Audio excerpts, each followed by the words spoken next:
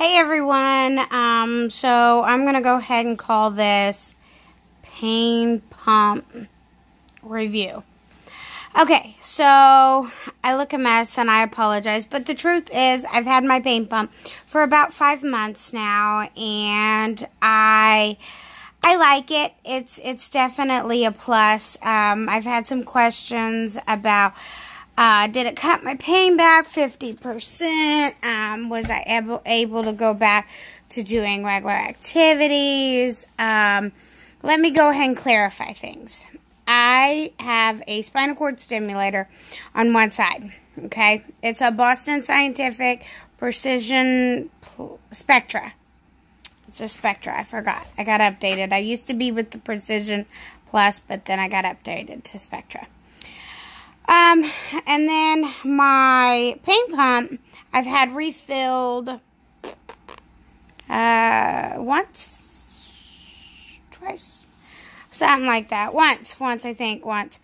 I did, when the pain pump first got put in, I struggled a lot. No lie, I struggled. But my struggle was different because I get fluid around my incision areas. Didn't know that till the pain pump went in. Pain pump goes in and it becomes so fluid filled that it burst part of the stitches. And I had just fluid running out of me. And I had a headache and I was dizzy. So I actually went to the emergency room because I thought, well, maybe, just maybe, I'm leaking spinal fluid. And this isn't going to be a good thing if I am. You guys, I'm a single mom. Let me be real. I'm a single mom. There's no ring on this hand. There's no boyfriend in the picture. I do what I do for not one, but 2 special needs kids. All by myself. So, surgeries and things to keep me down is hard. It's very, very difficult. The reality of this situation is I was scared. When I thought I was leaking spinal fluid, I was scared. Come to find out, I had a fluid-filled pocket. All the fluid drained. And I ended up having to get my fluid around my pain pump drained like 5 times. It got to the point where my doctor and I decided that I will always have fluid around my pump. And then that was okay. But, the first time that it busted, I don't know how much fluid I lost. I lost a lot. Like, I soaked my clothes. I soaked a spot on my bed where I had been sitting. Because I reached back and my pants were wet. I was like, what the heck? Reached back and there's like visible like moisture on my hands and it was clear. So I started to freak out. So I go put a rag back there. And I'm soaking the rag and I'm like, okay, this isn't good. So I called my mom. Me and my mom video chat a lot. So I called my mom. I'm like, Mom, look at this. And she's like, Ruby, you need to go to the hospital. So I go to the hospital. I get that checked out. About a week later, I had about 50 milliliters pulled out of around the pump. Then I had about 30 milliliters pulled around the pump. Then I had about 30 more milliliters pulled out from around the pump. Then I had about 12. Then I had about 8. Right now, I have a little bit of a fluid-filled pocket, but like I said, my doctor and I decided that was going to be okay. That was going to be my difference between a lot of people. Because not everybody gets that fluid-filled pocket. They just don't. I guess I'm just the lucky one that gets to keep that. Hold on, guys. I'm sorry. I'm trying to move. I'm just trying to do this update because in the reality, people want to know. Okay. Now, as far as pain management. Okay, pain management's a hard thing to manage for a lot of people. My pain pump has Dilaudid in it. Just Dilaudid, not Dilaudid in anything else, just Dilaudid. I'm on a very slow dose. I started at the bottom, and I've had my dose raised like twice. Guys, I'm not going to lie, it's like 0.075 milliliters a day. It's an extremely low dose. I can hit my button up to 5 times a day. I can hit my button every 3 hours. I needed that option because there are times when I just wasn't getting enough pain relief or I wasn't getting it quick enough to the point where I'm the type of person, I don't want to push that button unless I absolutely, positively, there's no way around it, can't help it. My doctor doesn't like that. And so I needed the option to hit the button a little bit more and a little bit more often. I get about 10% of my daily dose every time I hit that button. Pardon me. And my incisions healed up well. I will say it looks a little funny because I now have where my pain pump or where my spinal cord stimulator is in really far, and it's just flesh against my skin. My pain pump is bulged out a little bit, not huge, just I'm talking millimeters out. I look like I just have a bulge under my skin. It's nothing huge. It's nothing where if I was skinny, I wouldn't wear a bikini. If I was skinny, I would wear a bikini in it. You have to be you. You have to do you. You have to do what's right for you. I wasn't able to work before this because of my pain levels. I still cannot work because of my pain levels. I can't move around too much. I can't sit for too long. I can't stand for too long. I can't lay for too long. It really affects the way I live and breathe. But this pain pump has been a godsend in the way that it does give me 50% pain relief, at least, because although I can't do something consistently, like if I had a job working with the government, I'll just put it that way, for a short time, and all I was doing is opening envelopes and sorting paperwork, just kind of, you know, a back and forth, back and forth, back and forth. I sat and just back and forth, back and forth, back and forth. After a month, I couldn't move. Literally, I could not move. My hands were locked up like this. It hurt to wiggle my toes. It hurt. I just could not move out of bed. It was during a very hard situation where I wasn't being a full-time mom at that point in time. We'll just put it that way. So I was able to have that ability where I didn't have to worry. I wasn't not being a mom. Let's just say I wasn't. I had help. I had help at that point in my life. So I didn't have the nightmare of, oh dear God, my kids have to go to school and I have to cook and I have to clean, because I had somebody there to help me with those things. So at that point in time, life, I was able to go on that and it be okay. At this point in time, I cannot afford that. So as great as it would be that, oh, I could go to work, let's be real. I would work a month and I wouldn't be able to move, and I can't do that. I also have 2 special needs kids, so not being able to move is not really a good thing. So 6-month pain pump review. I got a Medtronic, and honestly, guys, I'm going to be real. I love it. Because I'm not in tears every day. I'm not stuck on some oral medication that I have trouble getting a prescription for, or that insurance says I can only have, 2 weeks worth of medicine for a full month, or, I don't have to worry about that. I don't have to worry about, oh, I'm out and I'm not carrying my medicine.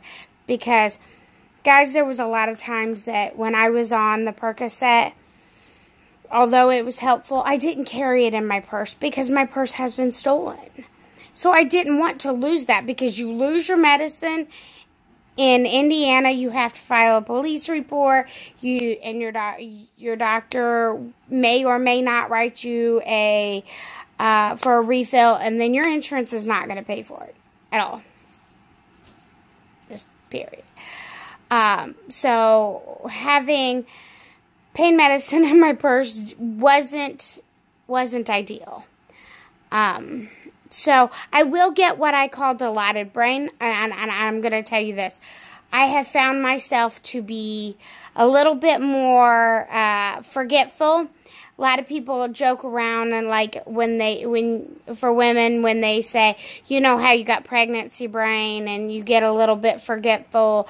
I do have things that I call dilated brain. Like, somebody will tell me something, and 2 weeks later, I'll ask the same question. They're like, didn't you ask me that 2 weeks ago? Yeah, but I forgot. I have dilated brain. So that's my joke and my funny thing about it.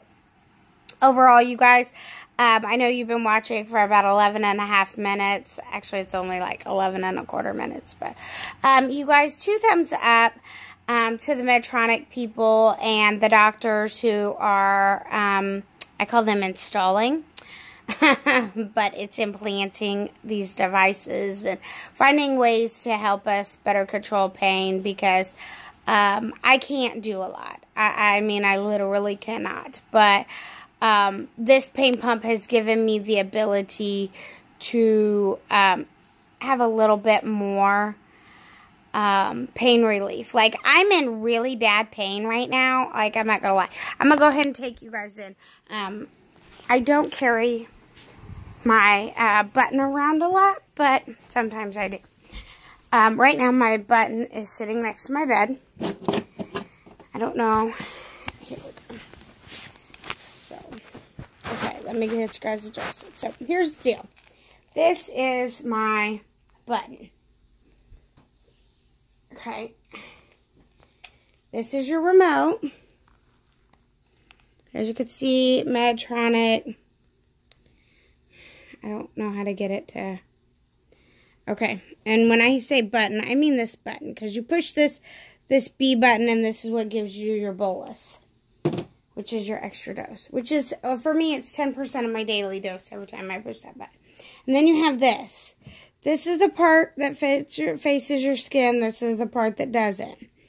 The way you recognize it is the writing. Okay? I'm going to go ahead and show you guys. I don't know if you can see it. I don't even know if I could get to it, because I have jeans and leggings on. It's like -1 feels like temperature in Indiana today. Okay. That is my scar from my implant. You know, it's a crazy place, but you see how it bulges out just a little bit. And I don't even know if you guys will be able to see very well, but you see how it bulges out. I know, craziness, but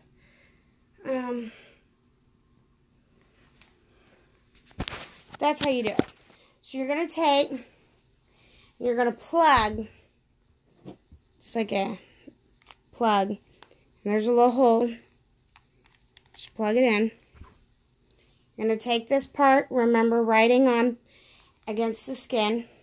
You're going to push it up. Go ahead and turn the pain pump on. Okay. This is how much battery juice I got left in. I got like Duracells or something in it right now. So, go Duracell.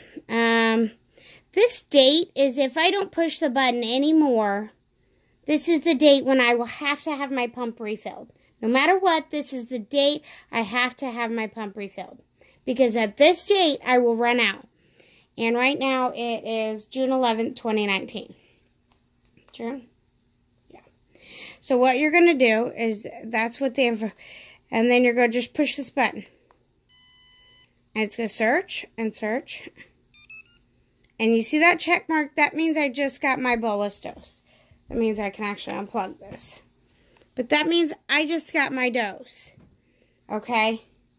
I'm going to show you. Go ahead and, that you're done with this, but go ahead and turn it off. I'm going to show you something. I'm going to go ahead and reconnect it. Okay? Now this right here, you're going to put, let's just say in an hour, I'm like, this isn't helping. I need more medicine. So you're going to go in, push this button. See, now my day is changed. I'm at June 15th. That was weird. I'm at June 15th. So let's just say I hit that button again. It's going to search it, going to search it, going to search it. All right, beep, beep, beep. That means you're not getting a dose. So what has happened now is this X mark means you're not getting a dose. And then it gives you, I don't know. I've got, I'm finicky and I still got the plastic on the screen. So it's weird. It's going to tell you, this little timer, it's going to tell you how much you got. So at this point in time, I have 2 hours and 59 minutes before I could get another dose. Okay? I don't know if you guys can see that. 2 hours, 59 minutes. And then I can have another dose. Go ahead and shut it off because you're done with it. And I mean, that's literally all there is to it. Getting a dose of your meds is easy. There are doctors that will put pain pumps in your abdomen, right in here. There are doctors that'll put them in your bottom, like I got mine put. It's up to you and your doctor where you get yours put. I got mine put there because my spinal cord stimulator by Boston Scientific is on the other side. So I know where my implants are. Here and here. I'm not saying that Boston Scientific pain or spinal cord stimulators are bad. Because they're good. They're really, really good. If you can get them programmed the way you need them. Unfortunately, the system that I had, I was in a car accident and somebody rear-ended me at about 35 miles an hour and it dislodged some of my wires. And at that point in time, I had 4 wires. I had 2 in the epidural space and 2 in the peripheral space. Which just goes to mean I had 2 in the spinal column and then I had 2 outside of the spinal column next to in my back. And that really, really helped for me. When they pulled the system out, I couldn't get insurance to approve the 2 leads that were in the back right there. And those were my most helpful leads. So we couldn't do it. So I wasn't getting the pain relief I needed. Had insurance paid, I might not have needed the pain pump. I may have. I don't know. Things change and bodies change. All I'm saying is that if you get into this situation where you need a spinal cord stimulator or you need a pain pump and a doctor's telling you get them, listen to them. They've probably been doing this longer. And then listen to us. We are the voices. We're the reviews. Boston Scientific has an amazing unit if it works for you. Medtronic has an amazing pain pump unit. As you can see, I'm standing. I'm not standing without pain, but I am standing. So, Boston and Medtronic, 2 thumbs up. You guys are doing your job, which is helpful. I can't comment on any of the other brands out there. I just know that this Medtronic is working for me as far as pain pump. Oh, I will say one thing. I almost forgot. In the hospital, I was having problems urinating. I am a rare case where that continues. Urinary hesitancy or something, where you just can't pee. It really takes a minute for me to pee. Like, I have to push. And the more times I hit that button, the harder I have to push. This doesn't happen to everybody. I'm just one of those lucky cases. Lucky me, I get fluid around my pump. Lucky me, I can't pee like I'm supposed to. These are the real life stories of people who have these. Does it make the pain pump bad? No. It just means my body is saying, you're not peeing. So sometimes it takes me a minute to urinate. But other than that, 2 thumbs up. When I first got my unit, I went like 11 days without a bowel movement. I recommend personal experience. Just my personal experience. I'm not advertising for any companies or anything. I recommend you go on some kind of stool softener or some kind of something, Miralax, Benefiber, I don't know, whatever you choose, whatever you do. I don't care if you have to go to the local dollar store and get you. I suggest at first you definitely use a stool softener or a laxative, because honestly, guys, I went 11 days. I was in pain. I couldn't put another drop of food or drink into my mouth because it felt like it hurt all the way up into my chest. And I still have problems where I'll go just fine and then it'll hit and I haven't gone for a couple days and I'm like, wait a minute. And so, my recommendation is talk to your doctor first. Always talk to your doctor. But I had problems going, and I've heard that there are some other people who have had problems going. So, talk to your doctor. But under my recommendations, you probably ought to just do a stool softener or a laxative, as far, not something that's going to be an immediate move, just something to keep your healthy fibers going. Probiotics, I think is what they call them, probiotics, and things to keep your digestive system moving. So other than that, you guys, thank you so much. 22 minutes of your time. I appreciate you. Bye, and good luck. Good luck. I'm terrible at getting comments, but if you have any comments, put them in there. I do log on and I see them. I may not see them like next day, but I do see them, and I will answer. So questions, comments, concerns, down there, send them. Let me know. Bye, guys. God bless. I said it. It's terrible. I said it. Bye, everybody. Have a blessed day.